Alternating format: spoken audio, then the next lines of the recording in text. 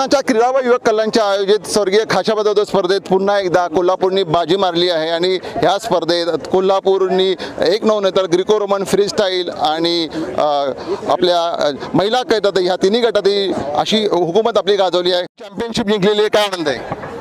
मला खूप आनंद होतो कोल्हापूरकरांनी प्रतिनिधी केल्याबद्दल आणि कोल्हापूरकरांनी करून दाखवले हे ट्रॉफी मिळाल्याबद्दल। कोल्हापूरनी पुन्हा बाजी मारली आहे, पण कौतुक करावं लागेल शासनाने पण ह्या स्पर्धेचं शिवधनुष्य बोलले, त्याचा आनंद सर मोरे साहेब तुमच्या चेहऱ्यावर दिसून येतोय। आनंद नक्कीच आहे। फार कमी कालावधीमध्ये आम्ही जास्तीत जास्त चांगलं करण्याचा या ठिकाणी प्रयत्न केलेला आहे। या प्रयत्नाला पाठबळ होतं आमचे नामदार संजयजी बनसोडे यांचं क्रीडा मंत्री म्हणून, आमचे ACS साहेब, प्रधान सचिव गुप्ता साहेब, त्यानंतर मग डॉक्टर राजेश देशमुख साहेब आयुक्त, त्याचबरोबर माझी इथे पूर्ण टीम, त्या टीममधले प्रमुख मानचे संजय सबनीस उपसंचालक, नंतर युवराज नाईक उपसंचालक, त्याचबरोबर जगन्नाथ लकडे आणि या ठिकाणची पूर्ण टीम, प्रशासन, पोलीस व्यवस्था या सगळ्यांनी फार चांगलं सहकार्य केलं आहे। विशेष म्हणजे भरभरून आमच्या खेळाडूंचं कौतुक पत्रकार मित्रांनी केलं, मोठे मोठे लेख त्याबद्दल छापून आले आणि चांगली एक प्रसिद्धी दिली। एक दर्जेदार आयोजन करण्याचा आम्ही या ठिकाणी प्रयत्न केलेला आहे।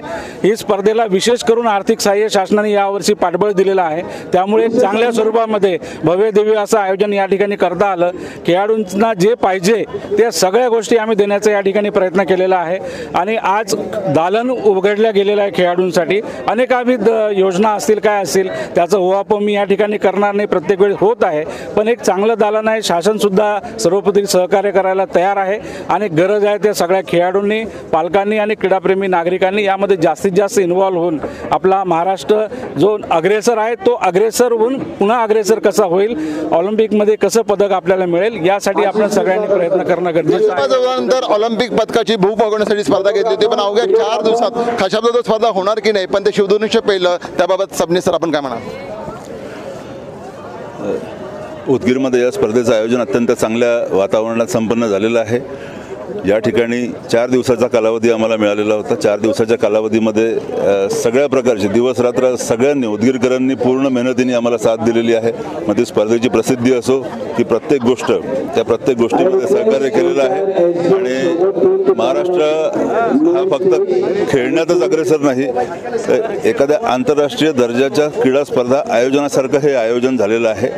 आम्ही आयोजनात सुद्धा देशामध्ये नंबर 1 राहू याचा आम्हाला विश्वास आहे। नंतर नॅशनल गेम नंतर आता आयोजनातही महाराष्ट्राने आपला ठसा उमटवला आहे आणि हेच या खाशाबद्ध स्पर्धेचं वैशिष्ट्य ठरलं आहे। TV9 मराठीसाठी संजय दुधाने, उदगीर।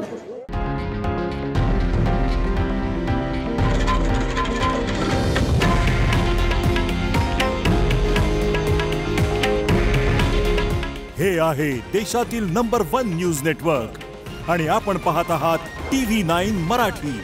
काळजी तुमची, हित महाराष्ट्राचं।